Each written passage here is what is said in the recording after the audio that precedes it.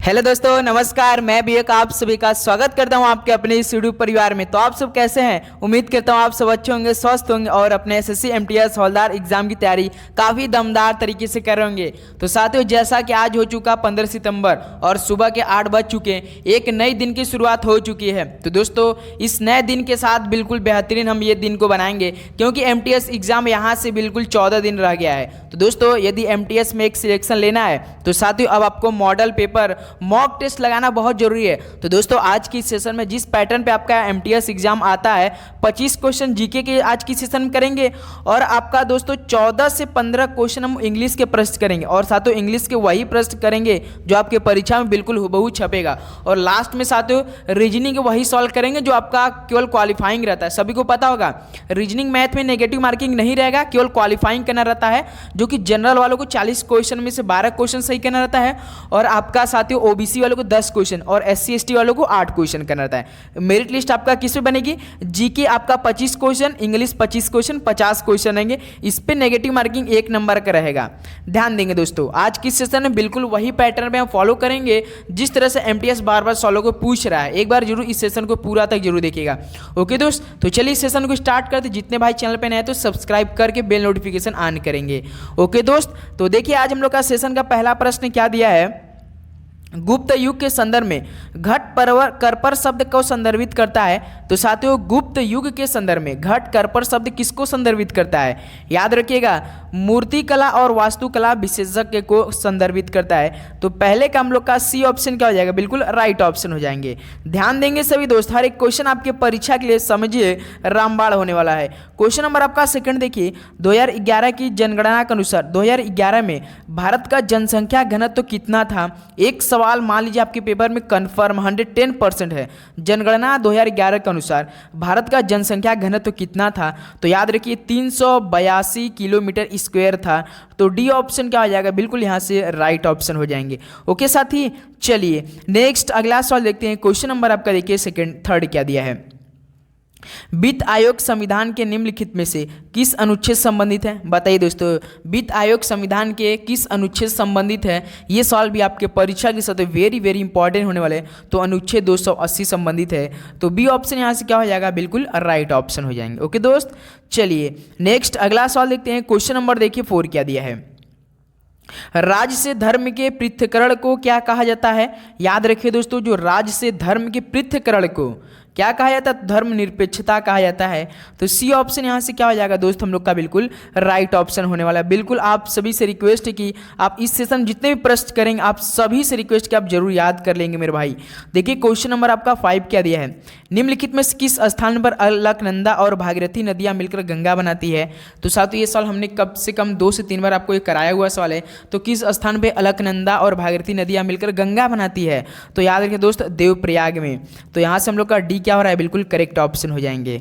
चलिए दोस्त नेक्स्ट अगला सवाल देखते हैं। क्वेश्चन नंबर देखिए 6 क्या दिया है। यमुना नदी के तट पर दीनपनाह शहर की नींव किसने रखी? तो साथियों यमुना नदी के तट पर दीनपनाह शहर की नींव किसने रखी थी? तो याद रखिए हुमायूं ने रखी थी। तो यहाँ से ऑप्शन हम लोग का सी बिल्कुल क्या हो जा रहा है सर जी? राइट हो जा रहा है। चलिए दोस्त अगला सवाल देखते हैं। क्वेश्चन नंबर देखिए 7 क्या दिया है। उत्तर पूर्वी राज्यों में किस प्रकार की कृषि पद्धति प्रसिद्ध है? तो साथियों उत्तर पूर्वी राज्यों में किस प्रकार की कृषि पद्धति जो कि काफ़ी फेमस है? तो याद रखिए झूम कृषि एक प्रसिद्ध एक प्रकार क्या वहाँ पर, मतलब कि जो उत्तर पूर्वी राज्यों में दोस्तों वहाँ पर किस प्रकार की खेती की जाती है? तो झूम कृषि की जाती है। याद रखिएगा आप लोग, ऑप्शन क्या हो जाएगा? बिल्कुल राइट ऑप्शन हो जाएंगे। ओके चलिए नेक्स्ट अगला सवाल देखते हैं। क्वेश्चन नंबर देखिए 8 क्या दिया है। ध नगरी गजा एक नृत्य शैली है जो मुख्य रूप से किस राज्य से संबंधित है?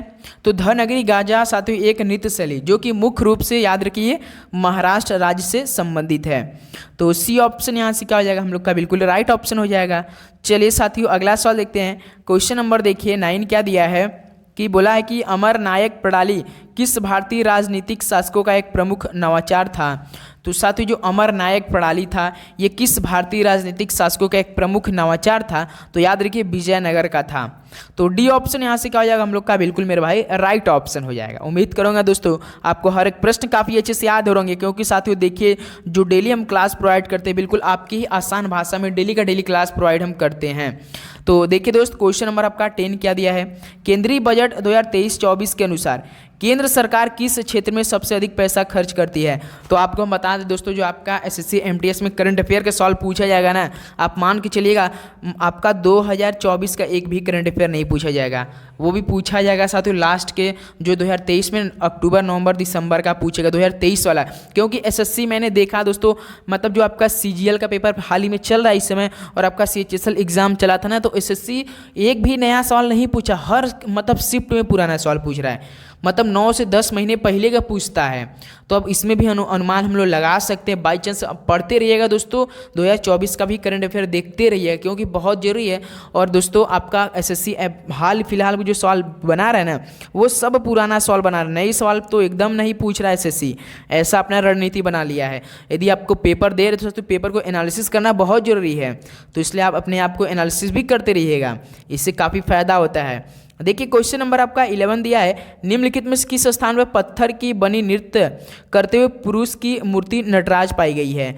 तो आप सभी को पता होगा कि जो एक पत्थर की बनी नृत्य करते हुए पुरुष की मतलब मूर्ति मिली थी, आप देखेंगे एक जो उनका पैर तक खड़ा रहता है नटराज, जो कहाँ पाई गई थी, ये आपका हड़प्पा में पाई गई थी। तो डी ऑप्शन क्या हो जाएगा, बिल्कुल राइट ऑप्शन हो जाएंगे। नेक्स्ट अगला सवाल देखते हैं। क्वेश्चन नंबर आपका देखिए 12 क्या दिया है। अगस्त 2023 में वित्त उद्योग विकास परिषद यानी एफआईडीसी के अध्यक्ष के रूप में किसे नियुक्त किया गया है। 2023 का इसलिए हम साथियों सवाल करा रहे हैं क्योंकि मैंने जब 2023 का पेपर देखा तो उसमें कि इस तरह के सवाल पूछ रहा था, तो उमेश रेवनकर हैं। ऑप्शन ए आपका क्या हो जाएगा, बिल्कुल राइट ऑप्शन हो जाएंगे। ओके चलिए नेक्स्ट अगला सवाल देखते हैं। निम्नलिखित क्षेत्रों में से कौन सा क्षेत्र तृतीय क्षेत्र में नहीं आता है। याद रखिए दोस्तों, आपका एक बिजली तृतीय क्षेत्र में नहीं आता है और एक आपका दोस्तों जो आपका सेवा क्षेत्र होता है ना, ये मोस्ट इंपॉर्टेंट सवाल है। ये आपका सेवा किस में आता है, तृतीय क्षेत्र में आता है, इसे आप पढ़ के जाएंगे। बिजली आपका तृतीय क्षेत्र में नहीं आता है, ऑप्शन ए बिल्कुल यहाँ से राइट ऑप्शन हो जाएंगे। ओके चलिए अगला देखते हैं। क्वेश्चन नंबर देखिए 14 दिया आपका कि भारतीय स्टेट बैंक यानी एसबीआई के अगले अध्यक्ष के रूप में किसकी सिफारिश की गई है। तो जो दोस्तों आपका स्टेट है यानी स्टेट बैंक ऑफ इंडिया है, इसके अगले अध्यक्ष के रूप में किसकी सिफारिश की गई है, तो ये आपका चल्ला श्रीनिवासुलु शेट्टी को की गई है। ऑप्शन क्या हो जाएगा, बिल्कुल यहाँ से राइट ऑप्शन हो जाएंगे। ओके साथी चलिए नेक्स्ट अगला देखते हैं। क्वेश्चन नंबर देखिए 15 क्या पूछा था आप सभी से। निम्नलिखित में से कौन सा प्रत्यक्ष कर का प्रकार है। प्रत्यक्ष कर का प्रकार कौन से है, तो केवल आयकर है, तो बी ऑप्शन बिल्कुल राइट ऑप्शन हो जाएंगे। ओके चलिए नेक्स्ट अगला सवाल देखते हैं। क्वेश्चन नंबर देखिए 16 क्या दिया है। पद सामाजिक न्याय का उपयोग सबसे पहले किस वर्ष में किया गया था। तो जो पद सामाजिक न्याय का उपयोग सबसे पहले किया गया था साथियों 1840 में। तो ऑप्शन यहाँ से क्या हो रहा है हम लोग का, बिल्कुल राइट ऑप्शन हो जाएगा। सभी दोस्तों रिक्वेस्ट कि जितने भी चैनल पे नए आ रहे हैं तो आप लोग जरूर सब्सक्राइब कर लीजिएगा दोस्तों, क्योंकि डेली का डेली आपको क्लास हम सुबह 8 बजे प्रोवाइड करें और शाम को 7 बजे। बिल्कुल जिस तरह से एमटीएस सवाल पूछता है बिल्कुल उसी के पैटर्न पे डेली का डेली आपको हम क्लास प्रोवाइड कर रहे हैं दोस्तों। तो इनमें से कौन क्रांतिकारी करता नहीं था, सवाल को ऑप्शन पढ़ेंगे अपने आप निकल जाएगा। देखिए बीडी सावरकर थे, बिल्कुल सचिन सन्याल भी, लेकिन विट्ठल भाई पटेल नहीं थे। याद रखिए एक क्रांतिकारी कार्यकर्ता नहीं थे, तो चंद्रशेखर आजाद सभी को पता होगा थे ये। तो सी ऑप्शन यहाँ से विट्ठल भाई पटेल जो कि क्रांतिकारी कार्यकर्ता नहीं थे। चलिए अगला सवाल देखते हैं। क्वेश्चन नंबर देखिए 18 क्या दिया है। स्वतंत्र भारत में भाषा के आधार पर सर्वप्रथम किस राज्य का गठन हुआ था। तो साथियों जो स्वतंत्र भारत में भाषा के आधार पर जो सर्वप्रथम किस राज्य का गठन हुआ था, तो याद रखिए आंध्र प्रदेश का हुआ था, एपी का हुआ था, आंध्र प्रदेश का। तो डी ऑप्शन क्या हो जाएगा हम लोग का, बिल्कुल राइट ऑप्शन हो जाएगा। नेक्स्ट अगला सवाल देखते हैं। क्वेश्चन नंबर देखिए 19 क्या दिया है। सवाल दिया था कि साथियों कि भारतीय संविधान का निम्नलिखित में से कौन सा अनुच्छेद शिक्षा का अधिकार के प्रावधान संबंधित है। तो शिक्षा का अधिकार के प्रावधान से कौन सा अनुच्छेद संबंधित है, तो अनुच्छेद 21A है। तो यहाँ से ऑप्शन हम लोग का बी क्या हो रहा है, बिल्कुल राइट ऑप्शन हो जाएंगे। ओके दोस्त बिल्कुल। चलिए नेक्स्ट अगला सवाल देखते हैं। क्वेश्चन नंबर आपका देखिए 20 दिया है कि निम्नलिखित में से कौन सा बोसोस्पोरस जल निकाय से संबंधित है। तो साथियों जो बोसोस्पोरस जल निकाय से संबंधित है वो कौन सा सागर है। तो एक तो दोस्तों आपका देखिए काला सागर है, एक आपका मरमारा सागर है, नाम देख लीजिए काला सागर और मरमारा सागर। तो बी ऑप्शन यहाँ से क्या हो रहा है हम लोग का, बिल्कुल राइट ऑप्शन हो जाएंगे। ओके दोस्त बिल्कुल। चलिए अगला सवाल पे बढ़ते हैं। क्वेश्चन नंबर देखिए 21 क्या दिया है। 2023 में सेलिब्रिटी ब्रांड वैल्यूएशन रैंकिंग में कौन शीर्ष पर रहा था। तो याद रखिए दोस्तों 2023 की बात करा है, सेलिब्रिटी ब्रांड वैल्यूएशन रैंकिंग में कौन शीर्ष पर रहा था, सभी को पता होगा विराट कोहली जी, किंग कोहली साहब। ऑप्शन सी क्या हो जाएगा, बिल्कुल आपका राइट ऑप्शन हो जाएंगे। ओके, चलिए नेक्स्ट अगला सवाल देखते हैं। क्वेश्चन नंबर देखिए 22 क्या दिया है। 2011 की जनगणना के अनुसार भारत का सबसे अधिक नगरीकृत दिया है दोस्तों, राज्य केंद्र शासित प्रदेश कौन सा है। नगरीकृत बोला, ये सवाल कुछ घुमाया था तो इसलिए मैंने ये सवाल आपके लिए बिल्कुल लिया दोस्त, शायद आपके पेपर में सवाल पूछते हैं। सबसे नगरीकृत वाला जो राज्य केंद्र शासित प्रदेश दिल्ली था मेरे भाई। सी ऑप्शन क्या हो जाएगा, बिल्कुल राइट हो जाएगा। चलिए अगला सवाल देखते हैं। क्वेश्चन नंबर देखिए 23 क्या दिया है।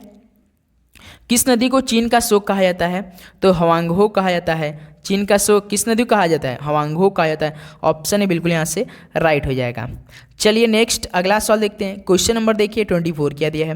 भारतीय राष्ट्रीय कांग्रेस से किस अधिवेशन में नरमपंथी और गर्मपंथियों के बीच विभाजन हुआ था। मैंने साथियों पिछले एक दिन आपको जो शाम को 7 बजे क्लास हम प्रोवाइड करते हैं उस समय आपका टॉपिक वाइज करा रहे हैं, जो कि आज जो शाम को 7 बजे क्लास होगी वो साथियों कम से कम 2 क्वेश्चन वाली आपको वो क्लास प्रोवाइड करेंगे, तो इसलिए शाम वाली भी क्लास आप जरूर अटेंड कीजिएगा। इसलिए आप सभी से रिक्वेस्ट की नोटिफिकेशन ऑन कीजिए। काफ़ी दोस्तों का मैसेज ही नहीं जाता है कि सर मेरे पास आपका नोटिफिकेशन आया था, तो दोस्तों हम नोटिफिकेशन ऑन के लिए आपके पास जाएगा। तो किस अधिवेशन में जो भारतीय राष्ट्रीय कांग्रेस हुआ था वो नरमपंथी और गर्मपंथी के बीच विभाजन हो गया था। तो जो आपका सूरत अधिवेशन हुआ था ना 1907 में, तो इसी समय आपका विभाजन हो गया था। ऑप्शन सी क्या हो जाएगा, बिल्कुल राइट ऑप्शन हो जाएंगे। ओके, चलिए नेक्स्ट अगला सवाल देखते हैं। क्वेश्चन नंबर देखिए आपका 25 क्या दिया है। बैसाखी का प्राचीन फसल उत्सव वर्ष के किस महीने मनाया जाता है। तो साथियों बैसाखी का प्राचीन फसल उत्सव वर्ष के किस महीने मनाया जाता है, तो ये आपका अप्रैल के महीने में मनाया जाता है। तो बी ऑप्शन यहाँ से क्या हो जाएगा, बिल्कुल राइट ऑप्शन हो जाएंगे। ओके दोस्त, बिल्कुल। चलिए अगला सवाल देखते हैं। क्वेश्चन नंबर आपका 26 क्या दिया है। खगेन महंत किसके लोक संगीत में एक उल्लेखनीय व्यक्ति थे, बताइए। जो साथियों खगेन महंत किस राज्य के लोक संगीत में एक उल्लेखनीय व्यक्ति थे, तो ये असम के लोक संगीत में एक उल्लेखनीय व्यक्ति थे। तो डी ऑप्शन यहाँ से क्या हो जाएगा, बिल्कुल राइट ऑप्शन हो जाएंगे। ओके दोस्त, चलिए नेक्स्ट अगला सवाल देखते हैं। क्वेश्चन नंबर आपका देखिए 27 क्या दिया है। वह तूफान कौन है जिसके ताइवान के उत्तर पूर्वी तट पर आने की आशंका है। तो सर ये टाइफून गेमी है। ये आपका करंट अफेयर का सवाल है तो थोड़ा सा मैंने सवाल लिया दोस्तों, तो ये ऑप्शन आज का हो जाएगा आपका राइट ऑप्शन हो जाएंगे। ओके, चलिए अगला सवाल देख लेते हैं। क्वेश्चन नंबर आपका 28 देखिए।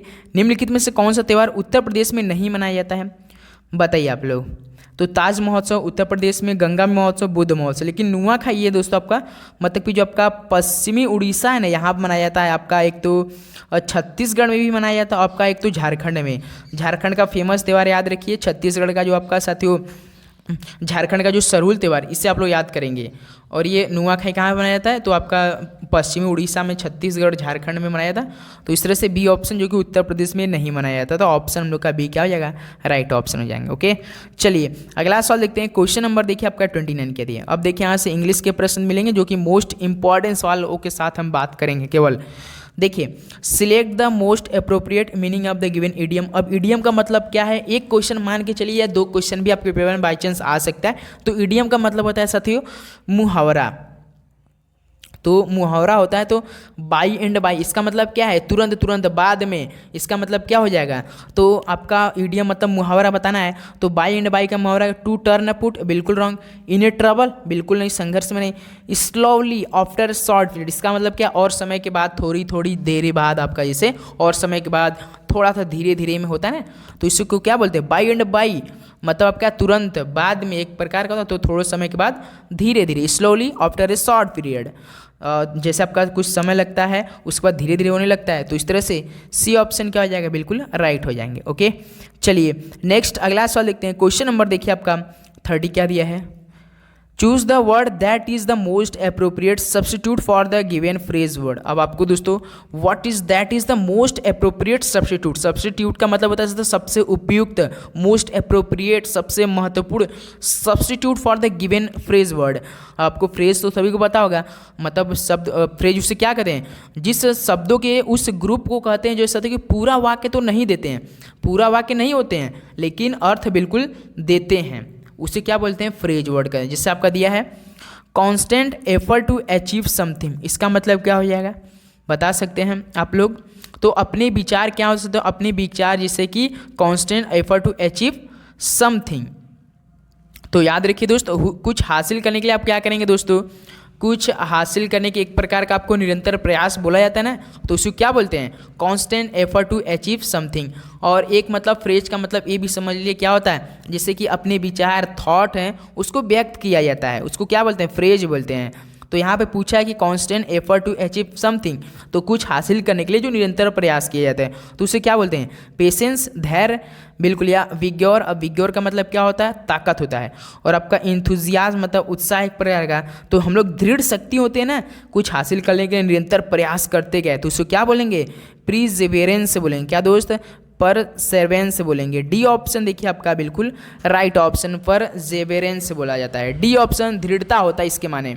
ओके, चलिए नेक्स्ट अगला सवाल देखते हैं। क्वेश्चन नंबर देखिए आपका 31 क्या दिया है, choose the correct meaning of to be at cross purpose. अब इसका मतलब जैसे कि दोस्त कहा जाता है ना कि एग्जाम्पल के तौर पर लीजिए, to be at cross purpose का मतलब क्रॉस उद्देश्य पर होना। इसका मतलब जैसे कि आप कोई टीम का सदस्य उद्देश्यों पर काम कर रहे हैं, किसी उद्देश्य पर काम कर रहे हैं और उनमें जैसे कि उसमें भ्रम और अक्षमता का उत्पन्न हो रही होती है ना, जैसे कि मान लीजिए कोई ग्रुप अपना कोई सदस्य की टीम मतलब अपने में काम कर रही है तो उसमें भ्रम पैदा हो जाती है, जो कि अक्षमता उत्पन्न हो रही होती है, उसे क्या बोलते हैं, तो मतलब क्रॉस क्या होता है, ऊपर हो जाता है, पार हो जाता है, तो उसको क्या बोलते हैं, टू मिसअंडरस्टैंड ईच अदर हो जाएगा। तो क्या हो जाएगा, एक के दूसरे में क्या हो जाएगा, मिसअंडरस्टैंडिंग आ जाएगा हर एक में। तो इसलिए ए ऑप्शन क्या हो जाएगा यहाँ से हम लोग का बिल्कुल राइट ऑप्शन हो जाएगा। To be at cross purpose का मतलब टू मिसअंडरस्टैंड ईच अदर, सभी में क्या हो जाएगा, सभी में मिसअंडरस्टैंडिंग की भावना आ जाएगा, तो इसलिए क्या बोलेंगे, to understand each other. A option बिल्कुल राइट ऑप्शन हो जाएंगे। ओके, जैसे आप आपको एग्जाम्पल पे तौर बता दें कि टीम के सदस्य विपरीत उद्देश्य पर काम कर रहे होते हैं, जिसमें साथ ही भ्रम और अक्षमता क्या हो जाती है, उत्पन्न हो जाती है, तो उसी को बोला जाता है, याद रखिएगा। चलिए नेक्स्ट अगला सवाल देखते हैं। क्वेश्चन नंबर आपका 32 देखिए, select the most appropriate antonym of the given. दो क्वेश्चन मान के चलिए आपके पेपर में कन्फर्म है। एक क्वेश्चन तो देखिए सिंपल ऐसे दे देगा, सिलेक्ट द मोस्ट, एक दो आपका जो गद्य पद वाला देता है जो देता है, एक आपका सारांश दिया रहेगा, एक आपका टॉपिक पूरा पढ़ना रहेगा और 5 क्वेश्चन दिए रहेंगे, और वही 5 क्वेश्चन में एक क्वेश्चन एंटोनिम पूछ देता है कि इस पैरा में इसका एंटोनिम क्या हो जाएगा, यही पूछेगा। तो आपका फिक्टिटियस का मतलब क्या होता है, तो यहाँ पे फिक्टिटियस का मतलब होता है काल्पनिक होता है, ध्यान देंगे आप लोग, क्या होता है दोस्त, काल्पनिक होता है। तो काल्पनिक क्या हो जाएगा, वास्तविक हो जाएगा, तो वास्तविक फाल्स गलत बिल्कुल नहीं, फैक्चुअल हो जाएगा दोस्त। फैक्चुअल का मतलब क्या होता है, एक तो वास्तविक होता है, तथ्यात्मक होता है, वह तथ्यपूर्ण भी होता है, ध्यान देंगे। बी ऑप्शन क्या हो जाएगा यहाँ से बिल्कुल राइट हो जाएगा। चलिए अगला सवाल देखते हैं। क्वेश्चन नंबर आपका देखिए 33 क्या दिया है, select the most appropriate antonym of the given word. अब देखिए यहाँ से फिर से एंटोनिम यानी विलोम शब्द मॉडरेशन। अब मॉडरेशन का मतलब संयम होता है, तो संयम का क्या हो जाएगा दोस्त, आपका एक प्रकार का हो जाएगा कंट्रोल हो जाएगा, बिल्कुल नहीं। सोबरिटी का मतलब क्या होता है, इसके माने भी याद रखिए संयम ही होता है। और रिस्ट्रेंट का मतलब क्या होता है, इसके माने भी संयम होता है। तो हमें एंटोनिम के बीच जस्ट उसके सेम का नहीं बताना, अपोजिट होता है तो रूडरी हो जाएगा। अब रूडरी मतलब एक प्रकार का क्या हो जाएगा, बेरुखी होता है ना, उसी को बोला जाता है। तो डी ऑप्शन यहाँ से क्या हो जाएगा हम लोग का बिल्कुल राइट ऑप्शन हो जाएंगे। ओके दोस्त, चलिए अगला सवाल देखते हैं। क्वेश्चन नंबर आपका 34 देखिए, चूज द इनकरेक्टली स्पेल्ड। अब वर्ड आपको इनमें से साथियों वो चूज करना है जो कि इनकरेक्ट स्पेलिंग वाला वर्ड है। जैसे एस्थेटिक्स बिल्कुल राइट है, थेरापियोटिक। अब थेरापियोटिक का स्पेलिंग क्या होता है, स्पेलिंग आप जो आपका चिकित्सकीय विधान होते हैं ना उसे क्या बोलते हैं, थेरापेटिक बोलते हैं। इसका स्पेलिंग क्या होता है, THERA होता है, THERA। उसका PUI होता है, PEU होता है, TIC होता है। और यहाँ पे क्या दिया है, PEA दे रखा है, यहाँ बीच में ए दे रखा है, तो इसीलिए रॉन्ग हो जाएगा आपके पेपर में दोस्तों। जो आपका या तो इनकरेक्ट होगा या तो मिस स्पेल होगा, केवल एक वर्ड का मिस स्पेल होगा, याद रखिएगा, ध्यान देंगे आप लोग। केवल एक वर्ड, आप 2 अक्षर बिल्कुल भी ना सर्च करेंगे, केवल एक वर्ड से आपको वहाँ पेपर में देखने को मिलेगा। तो इसलिए यहाँ से बी ऑप्शन क्या हो जाएगा, बिल्कुल राइट ऑप्शन हो जाएंगे। ओके दोस्त, उम्मीद करूँगा आप लोग समझ रहे होंगे काफ़ी अच्छे से। मेरे भाई देखिए पूरी ईमानदारी की जोश के साथ आपको क्लास हम प्रोवाइड करते हैं, जिस तरह से MTS बार बार सवाल आपके पेपर में पूछ रहा है। देखिए क्वेश्चन नंबर आपका 35, select the most appropriate antonym of the given word. Criticise का मतलब क्या होता है बताइए। तो क्रिटिसाइज का मतलब एक प्रकार का आलोचना करना होता है ना, क्रिटिसाइज उसके क्या बोलेंगे, एनालाइज विश्लेषण करना। अप्रूव का क्या मतलब हो जाएगा, प्रयास करना, मतलब एक प्रकार की क्या हो जाएगा, प्रशंसा करना। अप्रूव प्रशंसा करना, मंजूरी देना, तो इसलिए क्या हो जाएगा, अप्रूव हो जाएगा मेरे भाई। तो याद रखिएगा क्रिटिसाइज का मतलब जो कि आलोचना करना है, तो अप्रूव हो जाएगा, प्रशंसा करना। बी ऑप्शन क्या हो जाएगा, बिल्कुल राइट ऑप्शन हो जाएंगे। ओके, चलिए नेक्स्ट अगला क्वेश्चन नंबर आपका 36 देखिए, give a one word substitute for the given following, अब for the following, beyond the power or law of nature. इसका मतलब क्या है, जैसा सभी को पता, beyond the power of power or law of nature, इसका मतलब क्या है, प्रकृति की शक्ति या नियम से क्या है, परे हम लोग तो है ना, प्रकृति जो शक्ति या नियम है उससे क्या है, परे हैं। तो इसका मतलब क्या है, सरमाइज होगा। सरमाइज का मतलब क्या होता है, शंका होता है, शंका कर सकते हैं बिल्कुल। और आपका सुपरलेटिव का मतलब क्या होता है, एक प्रकार अतिशयोक्तिपूर्ण, जिसे आप लोग अतिशयोक्ति बोलते हैं, उसे क्या बोलते हैं, सुपरलेटिव बोलते हैं। और सुपरफ्लूस का मतलब क्या होता है, एक प्रकार का जरूरत से ज़्यादा। और आपका सुपर नेचुरल हो जाएगा, सुपर नेचुरल का मतलब अलौकिक होता है। क्या होता है दोस्त, अलौकिक होता है। तो डी ऑप्शन क्या हो जाएगा, बिल्कुल आपका राइट ऑप्शन। सभी कहते हैं ना प्रकृति की शक्ति या नियम से क्या होंगे, परे हो जाएंगे। डी ऑप्शन सुपर नेचुरल बिल्कुल राइट ऑप्शन हो जाएंगे। ओके दोस्त, चलिए नेक्स्ट अगला सवाल देखते हैं। क्वेश्चन नंबर आपका देखिए 37 क्या दिया है, choose the word that means the same as the given word. Prevalent, आपको सेम मीनिंग बताना है। प्रीवैलेंट का मतलब क्या होता है, एक प्रकार का प्रचलित होता है, प्रचलित बोला जाता है ना, उसे प्रीवैलेंट बोलते हैं। तो क्या बोला जाएगा, एम्बीवैलेंट बिल्कुल रॉन्ग, कॉन्फिडेंस बिल्कुल नहीं, वाइड स्प्रेड हो सकता है, क्योंकि वाइड स्प्रेड का मतलब होता है एक प्रकार का व्यापक रूप से प्रचार या प्रचारित होता है। तो सी ऑप्शन क्या हो जाएगा, बिल्कुल राइट ऑप्शन हो जाएगा। प्रीवैलेंट का मतलब वाइड स्प्रेड। ध्यान देंगे आपके पेपर में यदि आया सवाल तो दोस्त इस बिल्कुल सेम टू सेम से कॉपी होकर आएगा, चेंज बिल्कुल भी नहीं होगा, ध्यान देंगे, इसलिए आपको याद भी करते चलना है साथ में। ओके चलिए नेक्स्ट अगला सवाल देखते हैं। क्वेश्चन नंबर आपका देखिए 38 क्या दिया है, choose the word opposite in meaning to the given word. सेबी, सेबी, सेबी बताइए दोस्त, यस ए भी वाई, मान लीजिए भी डबल वाई भी रहे तो भी बिल्कुल राइट ऑप्शन। ऐसा स्पेलिंग बिल्कुल राइट रहता है, क्योंकि इसके मानता है एक प्रकार का सामान्य बुद्धि होता है। क्या होता है दोस्त, सामान्य बुद्धि होता है। तो सामान्य बुद्धि क्या हो जाएगा, अपोजिट बताना है आपको। तो कोई सामान्य बुद्धि वाला व्यक्ति होता है तो उसे हम लोग भोला भाला कहते हैं ना, मतलब भोला उसके हो जाएगा उसके, तो क्या हो जाएगा आपका, बताइए आप लोग। आपका स्कैंडलस का मतलब क्या होता है, एक प्रकार का याद रखिए दोस्त, स्कैंडलस मतलब अपवादजनक, लज्जाजनक। और आपका स्क्रूपुलस का मतलब क्या होता है, एक प्रकार का ईमानदार व्यक्ति होता है ना, उसको स्क्रूपुलस बोलते हैं। और आपका सिबेरिट का मतलब क्या होता है, ऑप्शन सी देखिए सिबेरिट दिया है, तो इसका मतलब क्या होता है, इसके माना मतलब कि कोई विषयी होता है, एक प्रकार का विसाती, आपका वितासिता होता है, और वितासिता और मतलब कि आनंद के लिए समर्पित व्यक्ति, जो आनंद के लिए समर्पित व्यक्ति होते हैं उसे क्या बोलते हैं, सिबेरिट। अब गुलिबल किसे बोलते हैं, जो आपका सीधा साधा हो, भोला भाला हो, तो इसे हम लोग क्या बोलेंगे। तो अपोजिट मीनिंग हमसे पूछा, सेबी का, सेबी का मतलब सामान्य बुद्धि, तो इसका अपोजिट क्या हो जाएगा, गुलिबल हो जाएगा। गुलिबल का मतलब भोला भाला सीधा साधा। तो डी ऑप्शन हम लोग का यहाँ से बिल्कुल राइट ऑप्शन हो जाएगा। ओके चलिए नेक्स्ट अगला सवाल देखते हैं। क्वेश्चन नंबर आपका देखिए 39, Rajesh and Meena go to the market tomorrow. इसका मतलब क्या है, अभी राजेश और मीना क्या जाएंगे, कल मार्केट जाएंगे। तो ये टेंस कौन सा, यदि आपको साथियों अगर इस टाइप के फिल इन द ब्लैंक्स में पढ़ा तो साथियों टेंस के बारे में कुछ तो नॉलेज होना चाहिए। और जो आपका पहला चैप्टर है स्पॉटिंग एरर, बाय चांस एक प्रश्न आपका स्पॉटिंग एरर से आपके पेपर में सॉल्व बन सकते हैं, ध्यान देंगे सभी दोस्त। तो स्पॉटिंग एरर में सबसे मेन रहता है तो टेंस, जो आपका तो टेंस है ना वो आप पकड़ के चलेंगे, तीनों टेंस उसके चारों प्रकार अच्छे से अगर पढ़ लिए तो आपका एक भी क्वेश्चन गलत नहीं होगा दोस्तों। तो जैसे आपका Rajesh and Meena will go to होगा या आपका will be go to the market. यहाँ पे कुछ सेंटेंस पकड़िए, Rajesh and Meena are go to, पहला और को हटा दीजिए, क्योंकि विल बी इज को भी हटा दीजिए, क्योंकि ये क्या कर रहा है दोस्त, Rajesh and Meena go to the market tomorrow, इसका मतलब क्या कल जाएंगे, मार्केट जाएंगे, इसका मतलब क्या हो रहा है, ये कौन सा फ्यूचर टेंस लग रहा है कि नहीं, फ्यूचर में आने वाला है कि नहीं। तो इसके लिए आप लोग क्या लगाएंगे, राजेश एंड मीना विल लगाएंगे ना, कि विल भी लगाएंगे, बी तो नहीं लगेगा ना, तो विल लगेगा, ध्यान देंगे। सी ऑप्शन क्या हो जाएगा, बिल्कुल राइट ऑप्शन। क्या करा है, इस हिसाब के आंसर के हिसाब से, सेंटेंस के हिसाब से करेक्ट मस्ट क्या इंडिकेट कर रहा है, विल कर रहा है, विल जो कि फ्यूचर टेंस हो जाएगा। तो सी ऑप्शन बिल्कुल राइट ऑप्शन हो जाएंगे। ओके दोस्त चलिए नेक्स्ट अगला सवाल देखते हैं। क्वेश्चन नंबर आपका देखिए 40 क्या दिया है, find the incorrectly spelled word अमेनेबल। अमेनेबल पहला ऑप्शन देखिए ध्यान से, अमेनेबल का मतलब क्या होता है, एक प्रकार का जिम्मेदार, उत्तरदायित्व।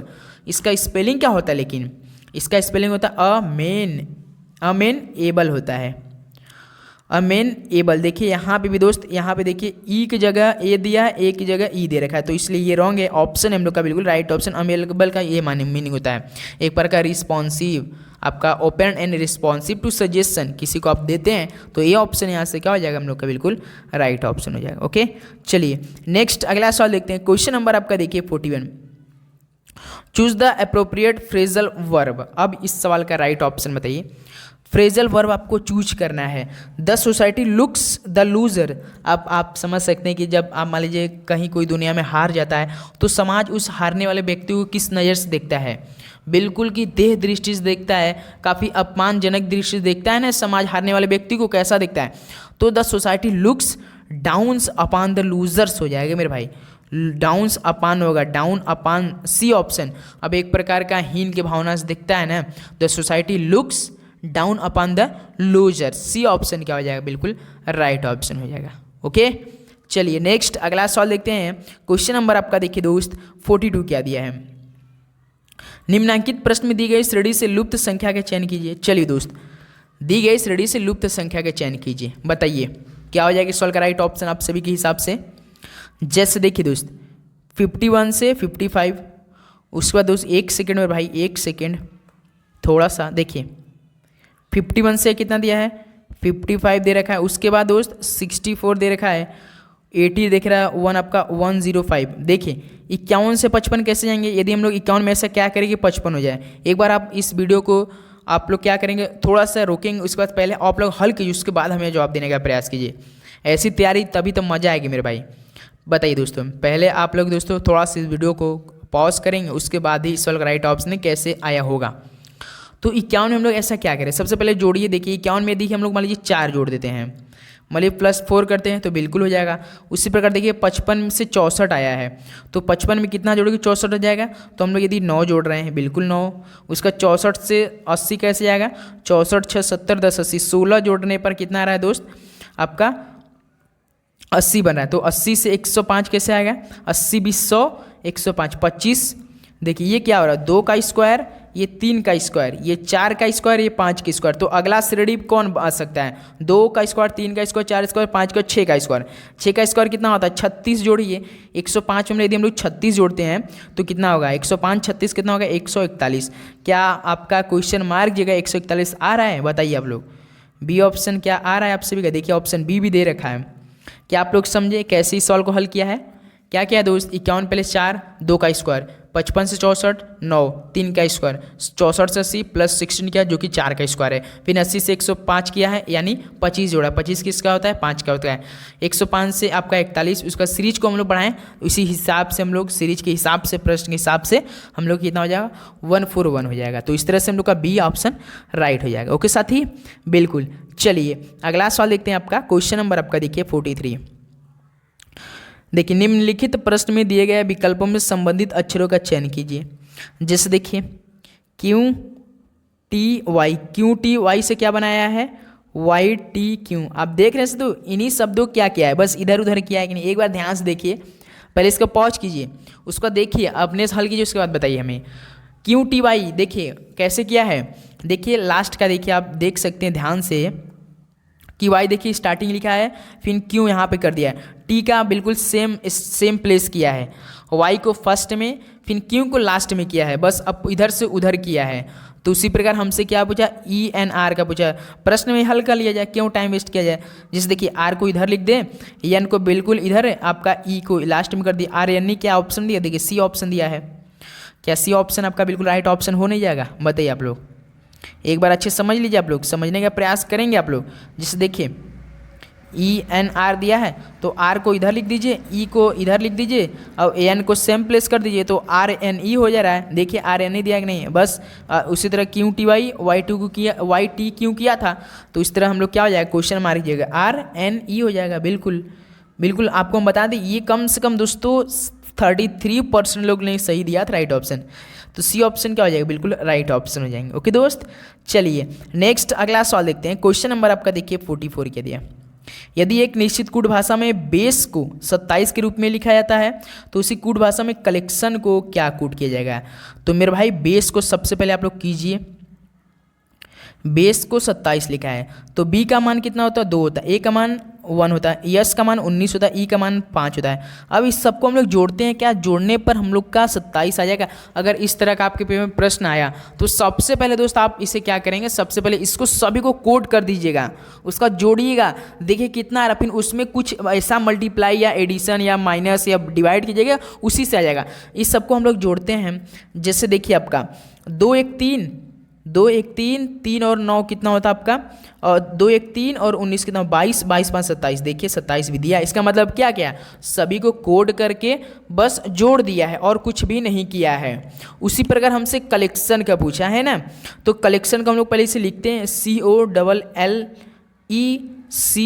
COLLECTION। अब इसका कोड कीजिए, C आपका 3 नंबर पे, O आपका 15 नंबर पे, L आपका 12 नंबर, 2 12 हो जाएगा, E आपका 5 नंबर पे, C आपका 3 नंबर पे, T आपका 20 नंबर, I आपका 9 नंबर पे, O आपका 15 नंबर पे, N आपका 14 नंबर। चलिए इसको सबको जोड़िए, देखते कितना आता है आप सभी के हिसाब से, बताइए दोस्त। चलिए जोड़िए, 3 15 कितना होता है आपका साथी मेरे, 18। एक सेकंड कलर लेते हैं, 3 15 18, 18 12 कितना हो जाएगा आपका 30, 30 12 कितना होगा 42, 42 और 5 कितना हो जाएगा आपका 42 5 47, 47 3 50, 50 20 70, 70 9 79, 79 और 15 कितना हो जाएगा आपका 94, बिल्कुल 94 और 4 98, 98 10 108। क्या सी ऑप्शन आ रहा है, क्या सभी को जोड़ने में क्या आ रहा है 108 आ रहा है। क्या सी ऑप्शन लॉक कर सकते हैं, क्या आप लोग का भी आया राइट ऑप्शन 44 का सी, बताइए मेरे भाई। बिल्कुल सर जी, बहुत अच्छा आप सभी को जो आ रहा है, बहुत अच्छा। इसी बात पे चैनल पे नहीं तो सब्सक्राइब कर लीजिएगा नोटिफिकेशन के लिए, पढ़ने के लिए, स्टडी के लिए। ओके दोस्त, चलिए नेक्स्ट अगला सवाल देखते हैं। क्वेश्चन नंबर आपका देखिए दोस्त 45 क्या दे रखा है, चलिए बताइए। देखिए इस सवाल को ध्यान से पढ़ेंगे आप लोग ध्यान से देखिए। यदि प्लस और गुणा को परस्पर बदल दिया जाए और माइनस और डिवाइड को परस्पर बदल दिया जाए तो निम्नलिखित समीकरण के स्थान पर क्या आ गया। तो दोस्तों इससे पहले जो आपका प्रीवियस में सवाल पूछ रहा था ना कि प्लस और माइनस को परस्पर बदलना था, लेकिन यहाँ पे कुछ उल्टा दिया, प्लस और गुणा को। इसका मतलब क्या है, प्लस की जगह गुणा, गुणा की जगह प्लस करना है, और आपका माइनस और डिवाइड को भी परस्पर बदलना है। तो इसका मतलब क्या है, माइनस की जगह डिवाइड, डिवाइड की जगह माइनस। वैसे पहले प्रश्न हम जब हल कराए थे तो आपको क्या कह रहा था, प्लस की जगह माइनस, माइनस की जगह प्लस, गुणा की जगह भाग, भाग की जगह गुणा। तो जैसे देखिए इसी प्रश्न में दिया आपका, इस समीकरण को उठाते हैं। देखिए 20 डिवाइड दे रखा है, तो डिवाइड की जगह क्या करना है, हमें डिवाइड की जगह माइनस करना है। तो इससे जगह हम लोग माइनस कर देते हैं, डायरेक्ट करते हैं। उसके बाद गुणा दिया है, गुणा आपका गुणा, तो गुणा की जगह क्या करना है, हमें गुणा की जगह प्लस करना है, क्योंकि देखिए प्लस और गुणा को परस्पर बदलना है, क्योंकि प्रश्न ऐसा बोला है। तो गुणा की जगह हम लोग प्लस कर देते हैं, प्लस 10। उसका देखिए माइनस दे रखा है, माइनस को और भाग को परस्पर बदल दिया, जिसके माइनस के क्या करेंगे हम लोग, भाग कर देंगे, तो भाग 5। और देखिए प्लस दिया है, यहाँ पे प्रश्न पहला ही बोला प्लस और गुणा को परस्पर बदल दी। इसका मतलब क्या है, प्लस को गुणा में चेंज कर दो मेरे भाई। अब इसको बॉडमस के नियम हल कर दीजिए। बॉडमस नियम क्या कहता है, BODMAS, इसका मतलब ब्रैकेट ऑफ। ब्रैकेट ऑफ तो दिया नहीं है, ब्रैकेट मतलब ब्रैकेट रहे तो, ऑफ का मतलब का, तो डी का मतलब डिवाइड। तो सबसे पहले डिवाइड देखिए, यहाँ से 5 का जब आप लोग 10 में भाग देंगे, यहाँ से 2 आ जाएगा। एक सेकंड कलर चेंज कर लेते हैं। आपका 5 का डिवाइड 10 में के 2। अब इधर से आपका 20 में से मान लीजिए 5 डायरेक्ट कर लेते हैं मेरे भाई, क्योंकि सेम आपका वही आंसर है। करने का नियम तो आप लोग डिवाइड, मल्टीप्लिकेशन, एडिशन, सब्ट्रैक्शन। तो इस तरह से आपका दोस्त वैसे नहीं आएगा मेरे भाई, रॉन्ग हो जाएगा, नियम के हिसाब से चला जाए, रॉन्ग हो सकता है। इधर से आपका 20 माइनस 5 प्लस कितना आया 2 इंटू 2, इतना आया है।